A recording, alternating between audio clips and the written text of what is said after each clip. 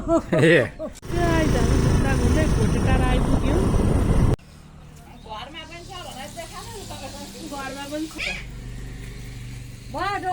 Ride कस्तो भयो त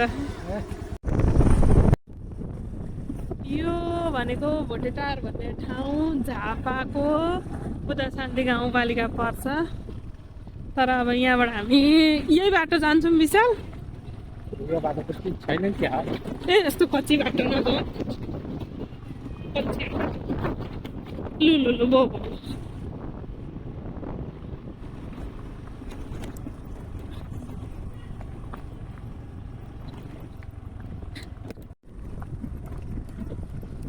पूर्वको गाउँ घुमाउने क्रममा मैले विशाल भट्टराईलाई भोटेटार भन्ने ठाउँ ल्याएको छु हाय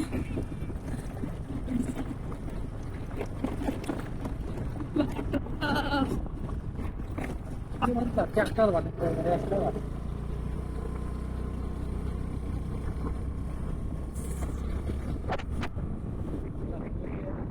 भोटेटार छु यहाँबाट माथि इलामतिर जान्छ यताबाट जयपुर जाने बाटो हो यो हामी जयपुर बजार त्यही त हो नि होइन जयपुर जाने बाटो हो ठाउँको नाम चाहिँ भोटेटार अब जयपुर बजार आउँछ अलिक माथि शान्त मान्छेहरू बस्ने ठाउँ के अरे पाहाडै भेट्दो रहेछ नि त बुझिन पाहाड नै भेटेको यो सुपारी बगानका आइज नदेखेकोले स्पेसल्ली विशालले देख्नु भएको थिएन अहिलेसम्म छक्क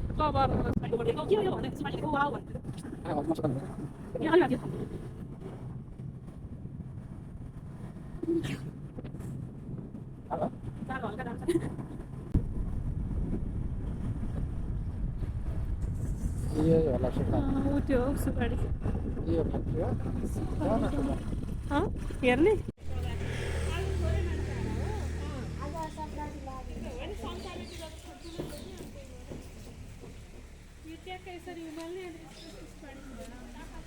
ए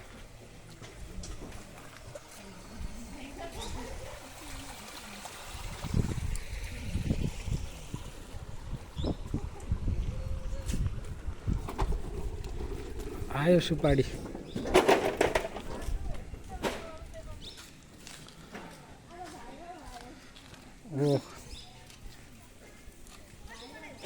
देख्दा हाम्रो विशाललाई घरतिरको याद आउँछ अरे घुमाउरो बाटोमा रमाइलो लाग्छ नि विशाल झापाको ठाउँमा पनि यस्तो बाटो देख्यौँ हामी कता लेफ्टबाट आएको राइटबाट हो यताबाट हो यता होइन यता सरर कालो पत्रे पिच यति भएपछि हिँड्न कम्दा मजा आउँछ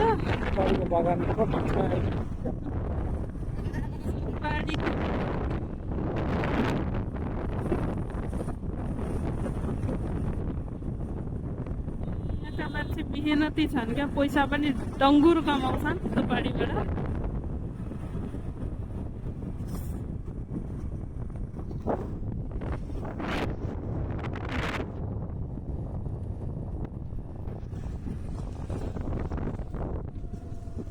यहाँबाट चाहिँ खोलाको बगर पुग्नु छ तर हामी गएनौँ खोलाको बगर अब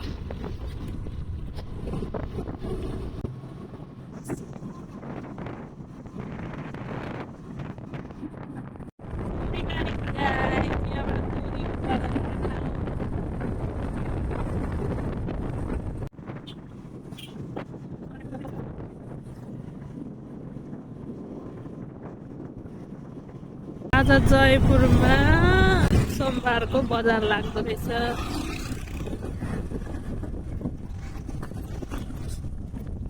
यस्तो हुन्छ हाम्रो पूर्वतिरको चाहिँ झापातिरको बजारहरू चाहिँ यस्तो हुन्छ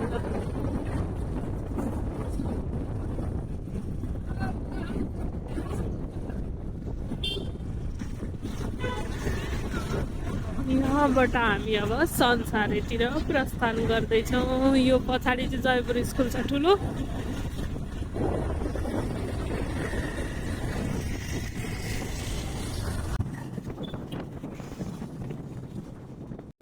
हाम्रो कटर डाँडा भन्छ। यहाँदेखि चाहिँ अब हाम्रो घर आइपुग्छ जयपुरको बाटो हुँदै ट्याक्सँगले राइट साइडपट्टिको एक तले सानो घर हाम्रो सानो देखिरहेको छ। ल यहाँ चाहिँ पुरै सियल पाक्दैछ पुरै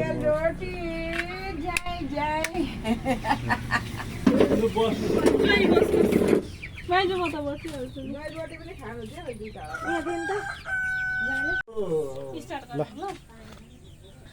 आज सङ्क्रान्तिको दिन यत्रो रोटी बनाइसके गले।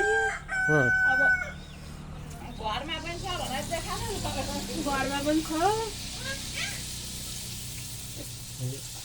दुईचोटि हो राख्ने? एकैचोटि हो तर जाने मान्छेलाई एकचोटि न दुईचोटि। तिनपल्ट रोटी हाल्छन्। के हुन्छ माइजू? ए हेर्नु गोलो भयो त। गोलो भयो नि सानो। कस्ता राम्रो हुँदै थियो बिग्रे रोटी। अनि मलाई बनाउनु लाग्यो। यो कसले बनाएको रोटी? भयो डोलो।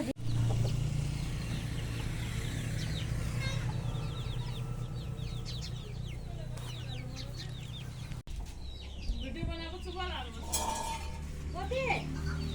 भन्न कुरो भन्न। कुखाउ भन्न। कति बनाले बोल्दै आइन्छ? के हो र? किन चलाएको भन्न। किन चलाएको भन्न हौ। किन चलाएको भन्न भन्न। उता हेर्न उता उता खोइ त भनेको हौ।